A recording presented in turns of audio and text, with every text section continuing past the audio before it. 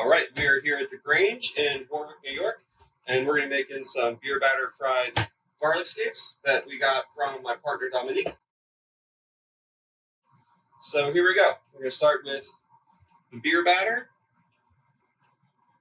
Pretty simple recipe. Go equal parts flour to equal part beer, but hold back a little bit on both in case you want a cocktail, or if the batter's a little too thick or too thin, you can adjust either way.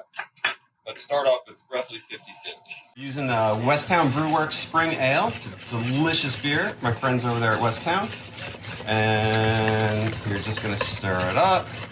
So consistency-wise, that's looking pretty damn good. We're going to stay with it just like that. All right. Okay, now step 2, we're going to make some wasabi mayonnaise. This is homemade mayonnaise we make here at the restaurant. If you don't want to make your own mayonnaise, which I don't blame you for, bring out the Hellmann's. Bring out the best.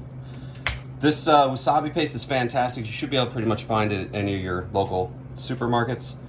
And this, again, it's really based on your personal preference. If you want it real spicy, go heavy on the wasabi. If you want it mellow, kick back on a little bit.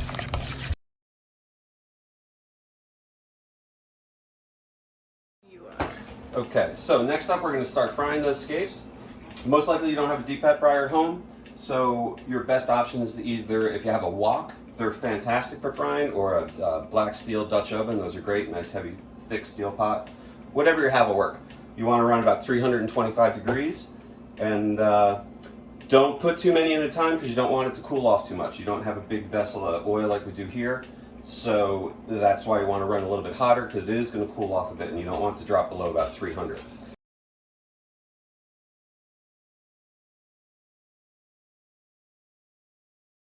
Now, all you're going to do is grab the scapes, get them nice and coated, 2, 3 at a time, whatever you can handle.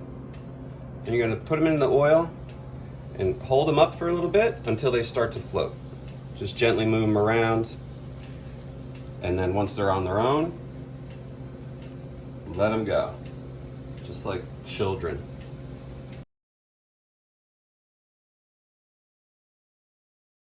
Okay, so first you're going to take now your wasabi aioli, spread it out on the plate a bit. You can also serve it on the side if you want. These are great to just dip into the sauce, but as far as presentation, if you want to look really special at home for the family, this is what you want to do.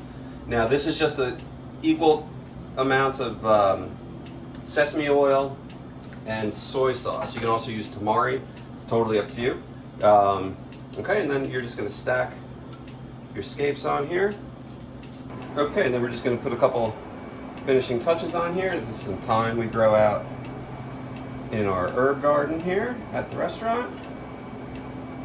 Make it all fancy. And there we go. Bon appetit.